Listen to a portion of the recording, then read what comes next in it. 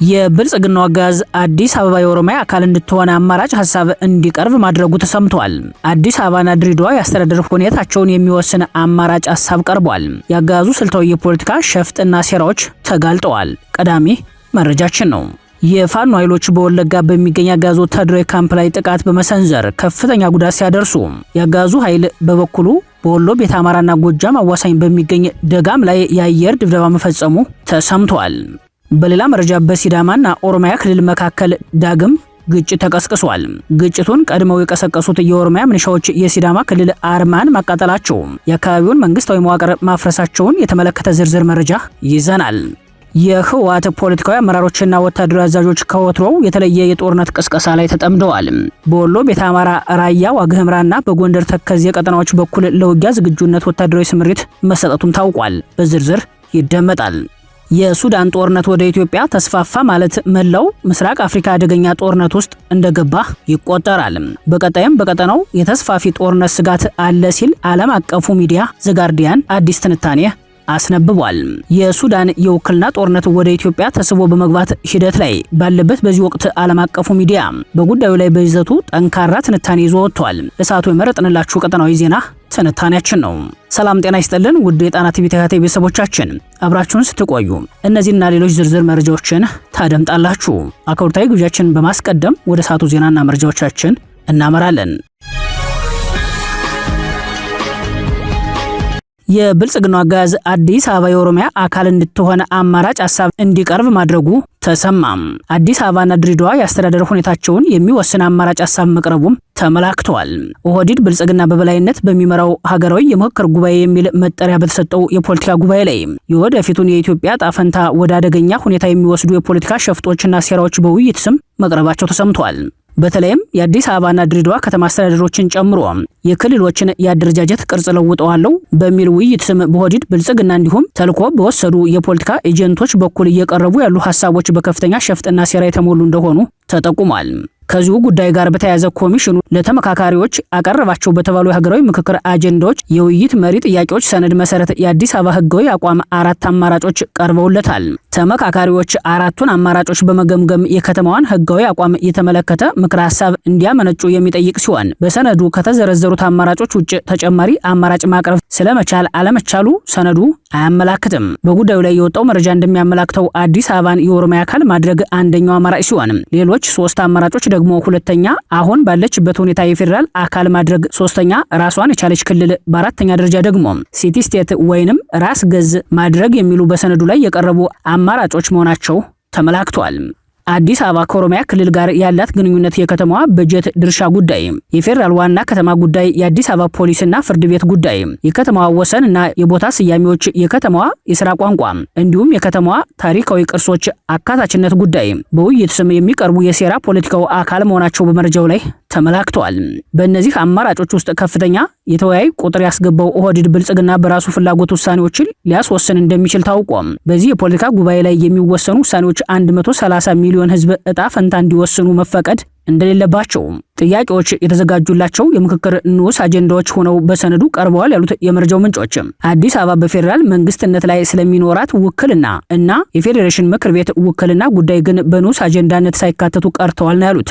ይህም የቆየውን የአዲስ አበባ ህዝብ የውክልና መሰረታዊ የመዋቅራዊ ችግር ወደ ከፋ ምዕራፍ የሚወስድ ከመሆኑም በላይ በህልውናው ላይ አደገኛ ቁማር እንደሚሆን ከወዲሁ ተመላክቷል። በተመሳሳይ መረጃ ለድሬዳዋ ከተማ አስተዳደር እጣ ፈንታ 3 አማራጮች መቅረባቸውን ሰምተናል። የፌደራል ከተሞች በሚለው አጀንዳ ስር የተካተተችው ድሬዳዋ ከተማ የቀረቡላት 3 የህጋዊ አቋም አማራጮች አንደኛ ሲቲ ስቴት ወይንም ራስ ገዝ፣ ሁለተኛ አሁን ባለችበት ሁኔታ የፌደራል አካል አድርጎ መቀጠል፣ ሶስተኛ ራሷን የቻለች ክልል ማድረግ የሚሉ 3 አማራጮች ለከተማዋ መቅረባቸው በመረጃው ላይ ተመላክቷል። ድሬዳዋ ከተማ ከህወሓት ኢህአዴግ ያገዛዝ ዘመን ጀምሮ በአስተዳደር ደረጃ ዘረኛ የአፓርታይድ ስርዓት የሚተገበርባት ሲሆን 40-40-20 በሚለው የቀመር ስልት መሰረት 40% ለኦሮሞ፣ 40% ለሶማሊያ አስተዳደራዊ ድርሻ በመስጠት 20% የሚሆነውን ሌሎች በሚል ማዕቀፍ በከተማዋ ሰፊ ቁጥር ያለውን የአማራ ማህበረሰብ ከፖለቲካ ውክልና ውጭ በማድረግ ባይተዋር ያደረገ ዘረኛ ስርዓት እንደሚተገበር ይታወቃል።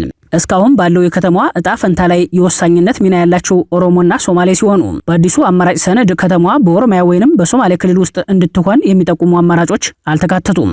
የድሬዳዋ ከተማ የወደፊት አስተዳደራዊ ሁኔታ፣ የህዝቡ አስተዳደራዊ ሁኔታ፣ የህዝቡ ውክልናና ከኦሮሚያና ከሶማሌ ክልሎች ጋር ያላት ግንኙነት፣ በፌዴራል መንግስት የሚኖር የውክልና ጉዳይ፣ ድሬዳዋ በፌዴሬሽን ምክር ቤት የመወከል ጉዳይ ደግሞ በንዑስ አጀንዳነት ተጠቅሰዋል። የብልጽግናው አገዛዝ ስልጣን አራዛሚ በሚል የሚተቸው ኮሚሽኑ ለዋና ጉባኤ ያቀረባቸው 8 ዋና አጀንዳዎች ውይይት ተጀመረባቸው ከተባለ ዛሬ 7ኛ ቀን ተቆጥሯል።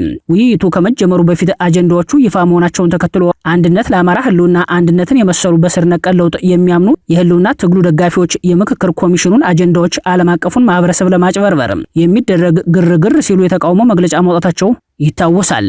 በተለይም በዚህ የምክክር ጉባኤ አጀንዳ ከሚሆኑ ጉዳዮች ዋነኛው አዲስ አበባ ከኦሮሚያ ጋር ያላት ግንኙነትና የድሬዳዋ ከተማ ሁኔታ ነው የሚሉት አስተያየት ሰጪዎች አዲስ አበባ በተፈጥሮ ሀብት አጠቃቀም ጉዳይ ያጎራባች ክልል ጥገኛ እንድትሆን በማድረግ በመዋቅር የተለየች፣ ቴክኒካል በሆኑ ጉዳዮች ግን ጥገኛ ክልል ለማድረግ ሊሰራ እንደሚችል የስጋት ትንታኔዎችን በመስጠት ላይ ናቸው።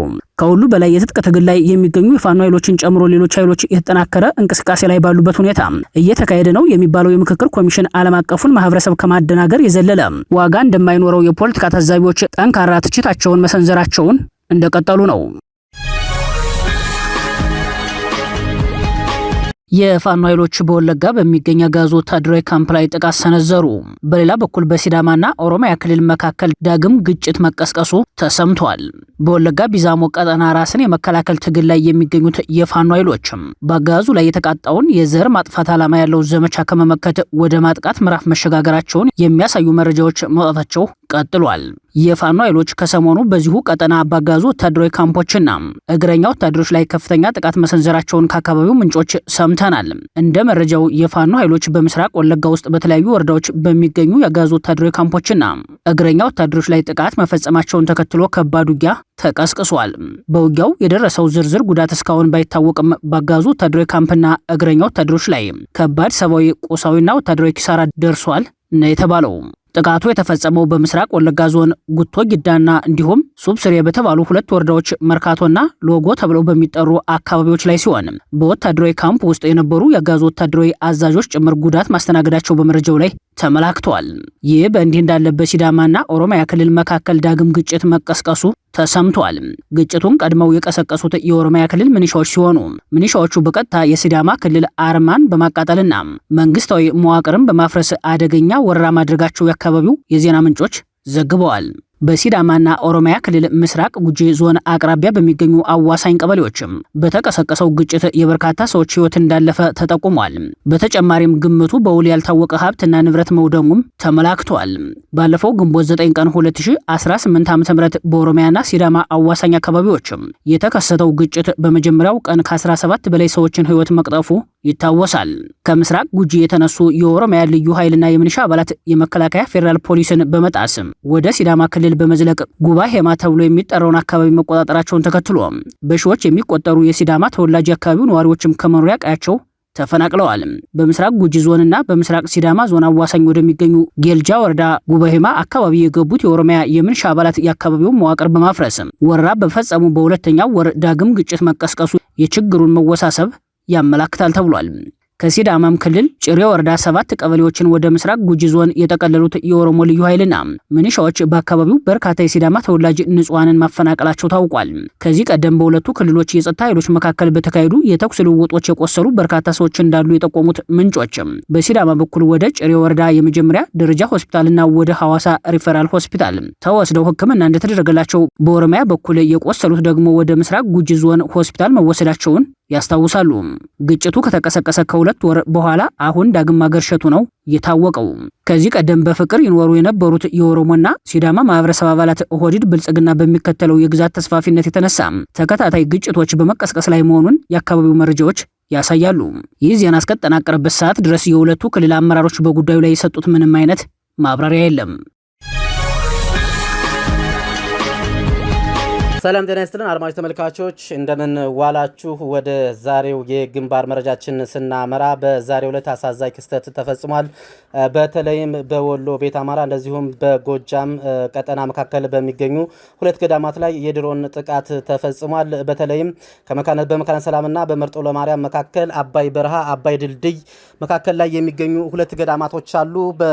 ከመካነ ሰላም ከድልድዩ ወደ መካነ ሰላም መስመር የአርሴማ ቅድስት ቤተክርስቲያን ስትገኝ በጎጃም መስመር በጎጃም በኩል ደግሞ አባይ ወንዝን ተሻግሮ የገብርኤል ገዳማት መኖራቸው ይታወቃል። በነዚህ ገዳማት ላይ እንግዲህ ከጧቱ ጀምሮ በተለያዩ ቦታዎች ላይ የድሮን አሰሳ ሲያደርግ የነበረው አገዛዙ ከፍተኛ የተባለ ጥቃት በአርሴማ ቅድስት ገዳም ላይ ፈጽሟል። በገዳሙ ግቢ ውስጥ በተፈጸመው የድሮን ጥቃት ከ10 በላይ የሚሆኑ ምዕመናን መነኩሳትን ጨምሮ ወዳውኑ ህይወታቸው ማለፉን ከቦታው የደረሰኝ መረጃ ያመላክታል። የገዳሙ መገልገያ የሆኑ የተለያዩ ቤቶች እንደዚሁም ንብረቶች መውደማቸውም ታውቋል።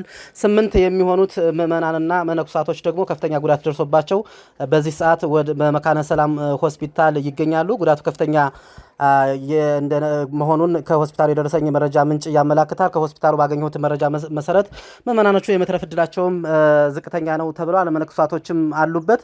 እንግዲህ አገዛዙ ምንም አይነት በቦታው የድሮን ጥቃት ሲፈጽም ምንም አይነት ወታደራዊ እንቅስቃሴ እንደዚሁም የፋኖ እንቅስቃሴ እንዳልነበረም ከቦታ የደረሰን መረጃ ያመላክታል። ገዳማት ላይ ቤተክርስቲያን ላይ ያነጣጠረ የድሮን ጥቃት ሲያካሄድ ይህ የመጀመሪያ ጊዜ አይደለም። በዚሁ ቀጠና በአማራ ሳይንት መሀል ሳይንት ላይ በርካታ ቤተክርስቲያንን ጥንታዊ ቤተክርስቲያናቶችን በድሮን እንደዚሁም በመድፍ ሲያወድም እንደነበረ በተደጋጋሚ መዘገባችን ይታወቃል። በዚህ ሰዓትም እንግዲህ በምስራቅ ጎጃም ምዕራብ ወሎ ቀጠና በደቡብ ወሎ ምዕራብ ወሎ ቀጠና እንደዚሁም በደቡብ ጎንደር በተለያዩ ቦታዎች ላይ የድሮን አሰሳ እያደረገ በመሆኑ የአማራ ማህበረሰብ አስፈላጊውን ጥንቃቄ እንዳደርግ ስንል በጣና ቴሌቪዥን ስም ለማሳሰብ እንወዳለን።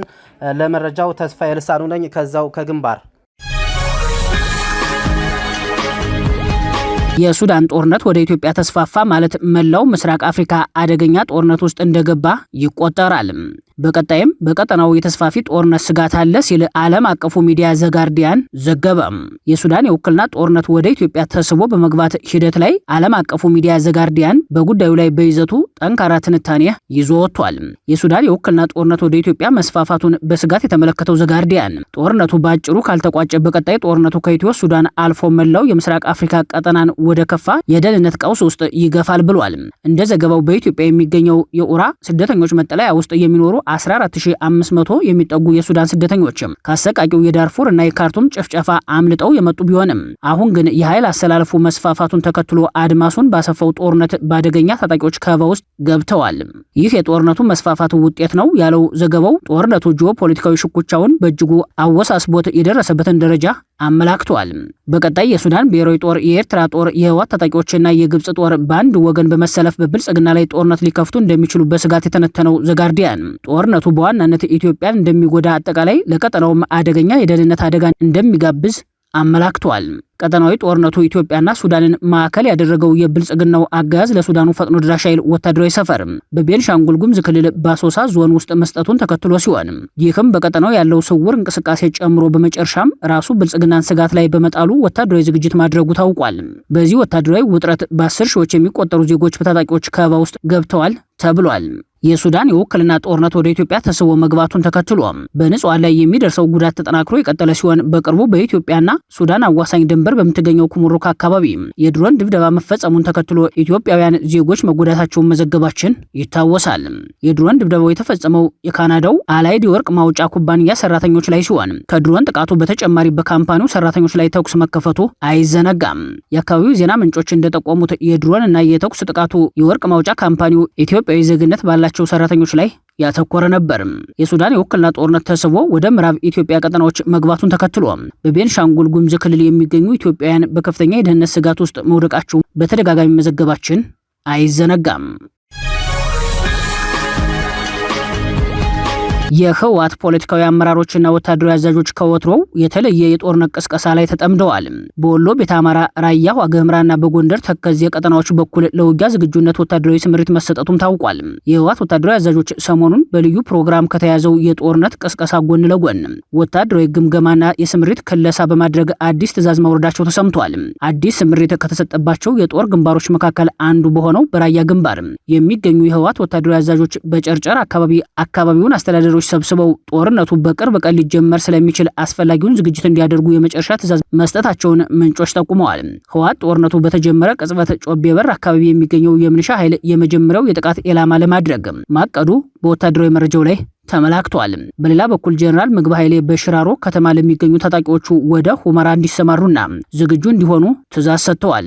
ጀነራሉ በኃይል ወልቃይትና ራያን እንቆጣጠራለን ሲሉም ዝተዋል። ፈትለወርቅ ገብረ እግዚአብሔር በበኩላቸው የራስን እድል በራስ መወሰን በሚል ስም ከሚቀርበው የመገንጠል ዓላማ ጋር በተያያዘ አንድ ወሳኝ ሰነድ አጥንተን ጨርሰናል ሲሉ ተሰምተዋል። ፈትለወርቅ ይህን ያሉት በአዲግራት በነበረ መድረክ ላይ ነው። ፈትለወርቅ በዚሁ መድረክ ጦርነቱ በሚንርበት ሰዓት ሲቪል መከላከል ወይንም ሲቪል ዲፌንስ የተሰኘ የትግል ስልት እንደሚተገበር አመላክተዋል። እንደ ፈትለወርቅ ማብራሪያ ብልጽግና የአየር ኃይል አቅሙን በሰፊው ይጠቀማል። እኛ በተቻለን አቅም ድሮንን በጸረ ድሮን ተዋጊ አውሮፕላኖችን በጸረ አውሮፕላን ለመከላከል እንሞክራለን ያሉት ፈትለወርቅ አክለውም ሁሉንም ተከላክለን አንዘልቀውም። ከሰሞኑ እንዳየነው እንኳን እኛ እስራኤልን ብትሆን ሁሉንም የኢራንን ድሮንና አውሮፕላን መከላከል አልቻለችም። በመሆኑም እናንተ የራሳችሁን መከላከል ማድረግ አለባችሁ ሲሉ የሲቪል መከላከል ሲቪል ዲፌንስ የቀጣዩ ጦርነቱ ዋና የትግል ስልት እንደሚሆን ከወዲሁ አመላክተዋል። ከዚሁ የጦርነት ዝግጅት ጋር በተያያዘ በወሎ ቤተ አማራ በኩል የህወሓት ታጣቂዎች የዋግ ኽምራ እና የራያ ግንባር ላይ ወታደራዊ ስምሪቶች መውሰዳቸውን ሰምተናል።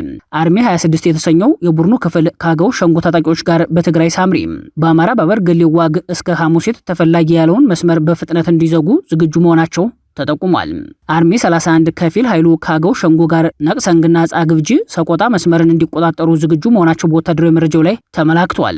የአርሚ 31 ግማሽ ኃይል ከኮረም ወደ ዛታ ሐሙሲት ዘንቀድ ተብሎ ወደሚጠራው አካባቢ ስምሪት እንዲያደርጉ ትዕዛዝ የተሰጠ ሲሆን የአርሚ 24 አውሮራ ክፍለ ጦርና የአርሚ 31 የተወሰኑ ክፍሎች ዶጊያት መረዋ ተብሎ ወደሚጠራውና ወደ ሰሜን ወሎ ደጋማ አካባቢዎች ወደ ላሊበላና ጋሸና የሚያወጡ መስመሮች በተጠንቀቅ እንዲከታተሉ መመሪያ እንደተሰጠ ለጣና በደረሳት ወታደራዊ መረጃ ላይ ተመላክቷል። አርሚ 33 በዋናው መስመር የወልዲያ ቆቦ ዋጃ ጥሙጋ መስመሮችን እንዲይዝ ዝግጁ የሆነ ሲሆን አርሚ 43 እንዲሁም በጨርጨር ዞብል መስመሮችን ወደ አፋር እንዲቆጣጠር ለውጊያ ዝግጁ መሆኑ ተጠቁሟል። በራያና አካባቢው ያለ የአሁናዊ ወታደራዊ እንቅስቃሴዎች በዋማይጨው በጨርጨር እንዲሁም በራያ ላማጣ ጣፍያ ዋጃ ሰሌን ውሃ ጥሙጋ ኮረምና ራያ አዘቦ በተለይም ኩኩፍቶ እና ቢሶበር ባላማጣ በማይ ገደብ ግራ ካሱ ወንዝ ከፍተኛ ታጣቂ ክምችትና ሰፈራ እንደሚገኝ በወታደራዊ መረጃው ላይ ተመላክተዋል። በሐሸንጌ ኮረም ዙሪያ ከባድ መሳሪያ በጻግብጂ ሜዳ ዙ 23 እንዲሁም በቃር ሶሌ ጣፌ ኩቢ ድርባ ትግሬ መንደር ጥሙጋ እና ዋጃ አካባቢዎች ደግሞ መድፎችና ሞርተሮች ለውጊያ ዝግጁ መሆናቸውን ወታደራዊ ምንጮች ገልጸዋል። የፑንትላንድ መከላከያ በመሸጉ ልዩ ኃይሎች ላይ ጥቃት መሰንዘሩን ተከትሎ ለ13 ሰዓታት ከባድ ውጊያ ተካሄደ። በሌላ በኩል የሞቃዲሾ ድጋፍ ሰጪዋ ቱርክ በአፍሪካ ቀንድ ወታደራዊ ቆይታዋን ልታራዝም ነው ተብሏል። ሶማሊያ ዛሬም የግጭት መናኸሪያነቷ እንደቀጠለ ነው። የፑንትላንድ መከላከያ ኃይል በቦሳሶና ላግ ተብለው በሚጠሩ አካባቢዎች ከመሸጉ ልዩ ኃይሎች ጋር ለ13 ሰዓታት የዘለቀ ከባድ ውጊያና ከበባ ካደረገ በኋላ ወታደራዊ ተሽከርካሪዎችን መማረኩ ተሰምቷል። ውጊያውን ተከትሎ በርካታ የልዩ ኃይል አባላት እጅ ሰጡ ሲሆን ቀሪዎቹ ደግሞ አካባቢውን ለቀው ወጥተዋል። ከዚህ በተጨማሪም የፑንትላንድ አስተዳደር የሶማሊያ ፌዴራል መንግስት በግዛቱ ውስጥ እንዳይንቀሳቀስ እገዳ ጥሏል። አስተዳደሩ እርምጃውን ለመውሰድ የፌዴራል መንግስቱ ለወታደራዊ ምልመላና ፖለቲካዊ ውጥረት በአካባቢው ለሚያደርጋቸው ስምሪቶች ምክንያት ሆኖኛል ሲል አሳውቋል። በተያያዘ ለሶማሊያ ድጋፍ የምታደርገው ቱርክ በቀንዱ የወታደራዊ ቆይታዋን ልታራዝም መሆኑ ተሰምቷል። ይህም ቱርክ በሶማሊያ የምታደርገውን ወታደራዊ እንቅስቃሴ ከጊዜ ወደ ጊዜ እየሰፋ ለመምጣቱ ማሳያ ነው ተብሏል። ላለፉት 2 ዓመታት ከሞቃዲሾ ጋር የመከላከያ ስምምነት የተፈራረመችው ቱርክ በርካታ ወታደሮችንና የአየር ኃይል አቅሞችን ወደ ሶማሊያ ያስገባች ሲሆን በሀገሪቱ የባህር ክልል ላይ የጦር መርከቦችን ጭምር አሰማርታለች። ቱርክ ለሶማሊያ ወታደራዊ ከለላ በማድረግ በምላሹ የሀገሪቱን የባህር ሰርጥ የነዳጅ ሀብት እንድታወጣ እድል ስታገኝ በሶማሊያ የጦር ሰፈርና የሚሳኤል መሞከሪያ ተቋም ጭምር ገንብታለች። ከሰሞኑ ቱርክ በአፍሪካ ቀንድ ያላትን ይህንን ወታደራዊ እንቅስቃሴ የበለጠ ለማስቀጠል ያለመ ሰነድ ለሀገሯ ፓርላማ አቅርባለች። ፕሬዚዳንት ኤርዶጋን ፓርላማው ለቀጣይ 2 ዓመታት የሀገሪቱ ጦር በሶማሊያ ያለውን ቆይታ እንዲያራዝም የሚጠይቅ ረቂቅ አቅርበዋል። በሶማሊያ ብሔራዊ ደህንነትን ለማስጠበቅ የጸረ ሽብር ዘመቻውን ለማስቀጠል የጦሩ መቆየት እንደሚረዳ ሰነዱ ያብራራል። ሰነዱ የቀጠለውን ሰላም ለማስጠበቅ ሲባልም የቱርክ ወታደራዊ ቆይታ እንዲራዘም የሚጠይቅ ሲሆን ሁሉም የወታደራዊ ስምምነቶችና ለሶማሊያ የሚደረጉ የቴክኒክ የጦር ድጋፎች እንዲቀጥሉ የሚጠይቅ ነው። ቱርክ እንደ አውሮፓውያን አቆጣጠር ከ2011 ጀምሮ ከሶማሊያ ጋር ከምግብ እርዳታ የጀመረና ወደ ወታደራዊ ትብብር የዘለቀ ወዳጅነት መስርታለች። አንካራ የሶማሊያ ልዩ ኃይሎችን ማሰልጠን የቀጠለች ሲሆን በሶማሊያ በስፋቱ ትልቅ የሆነ አንካራም ከሀገሯ ውጭ ግዙፍ የሚባል የጦር ሰፈር መስርታለች። በቅርቡ ሞቃዲሾን ለመጠበቅ ወደ 3000 የሚጠጉ የቱርክ ወታደሮች እንደገቡ ሲነገር አንካራ F-16 ፋይቲንግ ፋልከን የሚሰኙ ተዋጊ ጀቶችን በሞቃዲሾ አየር ማረፊያ አስፍራለች። የሶማሊያ ብሔራዊ ጦርን በትጥቅ የምትደግፍ ሲሆን አንካራ ለሞቃዲሾ ከድሮን አንስቶ እስከ ብረት ለበስ ተሽከርካሪዎች ድረስ ወታደራዊ ድጋፍ ማድረጓን ቀጥላለች። ፕሬዝዳንት ኤርዶጋን ለፓርላማው ያስገቡት ሰነድ ከጸደቀ የቱርክ ጦር በሶማሊያ ለተከታዮቹ 2 ዓመታት ይቀጥላል። ክቡራትና ክቡራን ቤተሰቦቻችን ለሰዓቱ የሰናዱት መረጃዎቻችን የተከታተላችኋቸውን ይመስሉ ነበር። አብራችሁን ስለቆያችሁ ልባዊ ምስጋናችን ይድረሳችሁ እያልን የጣና ቲቪ ወቅታዊ ዜናዎች፣ ትንታኔዎችና ልዩ ልዩ ፕሮግራሞች እንዲደርሷችሁ ቻናላችን ሰብስክራይብ በማድረግ ቤተሰብ ይሁኑ። በተሳትፎ የትግል ሚዲያውን እንዲያጠናክሩ ጥሪያችንን እናቀርባለን። ጣና ቲቪ ከሀቅ ጋር